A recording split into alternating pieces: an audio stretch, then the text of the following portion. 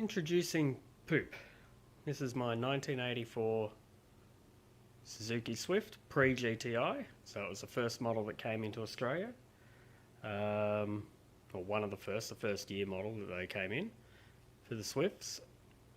I haven't really done a video on this car, although this is the longest car I have owned, or I've owned it for the longest car out of any cars I've had. Had this for approximately 8 years. It's been sitting in the shed for about 3 years since moving to Queensland. It's only just been registered again late 2019. It's a little bit about it. It's got a GTI Mark 1 roof spoiler on it.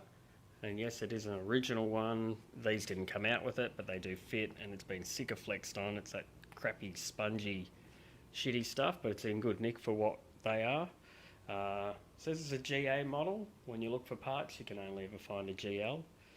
Zender side skirts on it. They were a new old stock item that I found for a few $100s on eBay. Right place, right time. So Zender was for the rally Swifts in Germany, I believe it was, but someone had some sitting in a shed or in stock somewhere and found them and put them up for sale, so I grabbed them.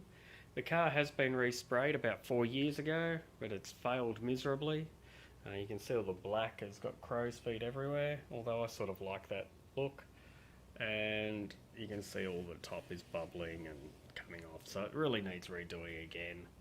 But I'll get to that in time. It's still a million times better than when I got it. It was about 3 different colours of brown when I got it, and it looked like absolute poop, and my wife named it Poop, and like poop, the name has stuck. So yeah, it's got the original 3-cylinder G10A engine, 1 litre, carby. Engine wise, the only things I've done to it is I replaced the clutch, and I got the flywheel lightened at the same time, so now I can get up to 100 k's without checking my calendar. Just normal services have been done. It does have a new coil.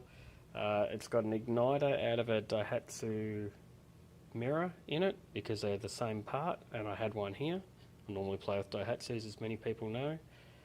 I've had the rocker cover off only to put some gasket glue on the gasket as it was leaking. Other than that, original engine, and besides that bit, it hasn't been unopened, so there's been no major services on it that I know of.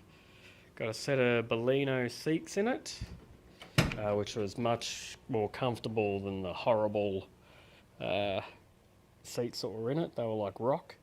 When I first got it, it had seats in the back. It was registered in New South Wales and used to go through pink slip every year with the seats in the back, but the compliance plate says it's a 2-seater, so I thought, well, I'm in Queensland, it's not on Classic Reg anymore as well. When I register it, I'll take the back seats out and get rid of them. Plans I do have for it, I'm going to make a wooden floor in the back and maybe some subs to go in where the seats are. I've actually got the subs and so forth, and maybe a stereo in the back. As you can see inside, I've got the wood grain steering wheel. That was just something that I thought would suit. All original dash. Everything works except for the clock spring. When the Boss kit was put on, it was put on wrong, and the Boss kit is virtually stuck, so I'm stuck with aftermarket steering wheels. But other than that, that's fine. Still has the original AM stereo. It does work, but I have disconnected it. I've added this little bracket down here, so I've got a 3-cylinder tacho in there now that works. Hood lighting's good. About the only other thing is the door armrests. They're from a Daihatsu Applause, as the Swift ones. I leant my elbow on the driver's one there, and my elbow went straight through it, and it was, yeah, terrible. So yeah, as you can see, it's done 208,000. I didn't bring my keys out with me to start it, but starts and runs fine. Uses valve saver in it. Engine wise, I did have a 3236 Weber to go in it, but I sold it about a year or so ago, not thinking that I would be playing with it and this would just be keeping stock. But now, since I've got rid of most of my Daihatsu stuff, I probably will end up doing something with it.